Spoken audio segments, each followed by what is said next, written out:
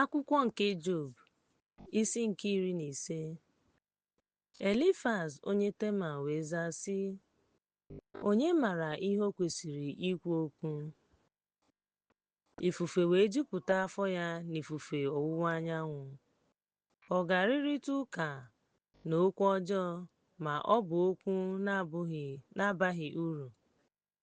N'ezie, ịhapụwo egwu ma gharakwa ikpe ekpere n'ihu Chineke ọzọ, n'ihi na ọnụ gị na-ekwupụta ajọ omume gị, ebe ị họrọ ire nke onye aghụghọ, ọnụ gị na-ama gị ikpe. Ọ bụghị m, egbugbere ọnụ gị ga-agbakwa akaebe megide gị. Ọ bụ gị bụ nwoke mbụ a mụrụ? Ọ bụ gị bụ onye e kere tupu ugwu? Ị geela ntị na ndụmọdụ nzukọ nke Chineke ma ị ghọtara amamihe ị maghị? Gịnịkwa ka ị maara na anyị amaghị?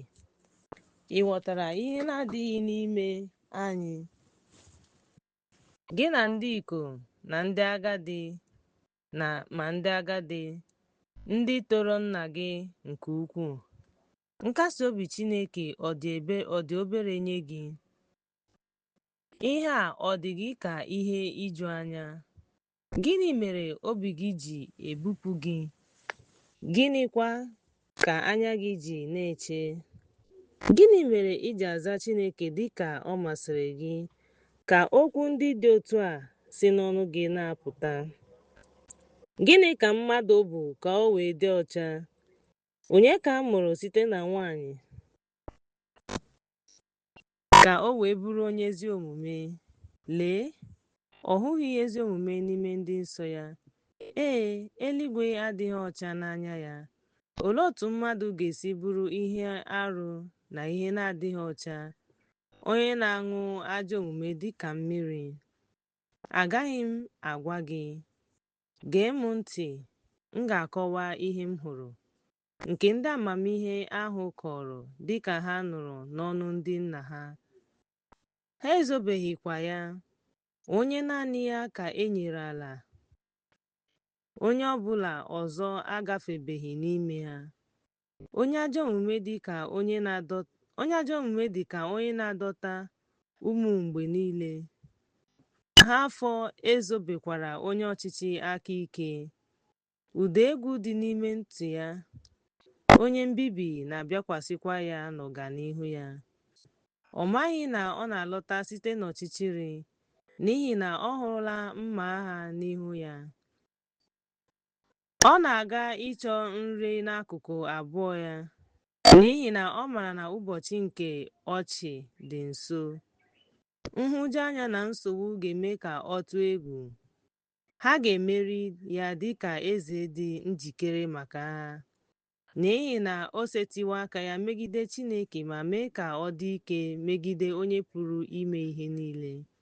N'ihi ya, Chineke ga-abịakwasị ya, ọbụna n'olu ya na akụkụ kacha nta nke ọta ya, n'ihi na ọ kpuchiri ihu ya na abụba ya. O mekwara ka ọ bụrụ onye na-ekwu okwu n'akụkụ ya. Ọ bụ eze na o bi n'obodo tọgbọrọ n'efu, na n'ụlọ ndị mmadụ na-enweghị onye bi, ma ha aghọọla mkpọmkpọ ebe. Ọ gaghị abụ ọgaranya, ihe onwunwe ya agaghịkwa anọgide, ọ gaghịkwa agbatị izu oke ha n'ụwa. Ọ gaghị apụ n'ọchịchịrị ma ọlị. Ire ọkụ ga-adakwasị alaka ya, ọ ga-apụkwa n'ume nke ọnụ ya.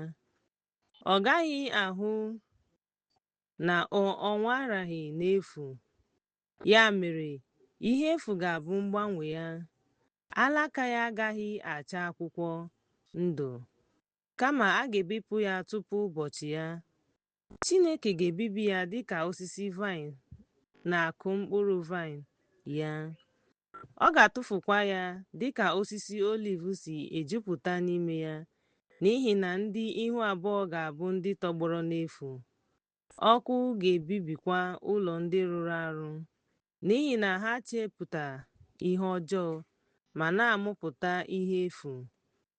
Afọ ha akwadebewokwa aghụghọ.